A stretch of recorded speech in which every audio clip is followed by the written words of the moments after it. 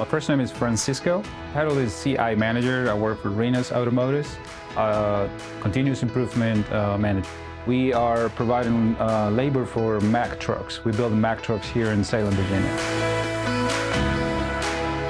I'm graduated from Virginia Western Community College. Made 2 associates already. One is in automotive and analysis repair, and the other one is I'm still working on mechanical engineering technology. I've been assembling trucks for almost 20 years now, Volvo and Mack trucks. I was trying to find a program here locally that actually teach you either diesel mechanics or automotive.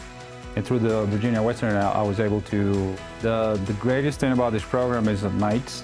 And for me, I got a full-time job. I got a kid at home, and this is perfect for me.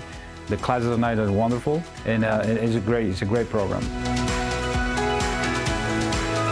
So the college helped us introduce this program, or at least the manufacturing part of it, to their students.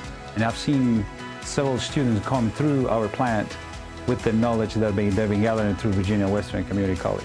So they're going to work with us, and we're going to come to them as well, and it's going to be a mutual partnership. I found my answer at the Virginia Community College.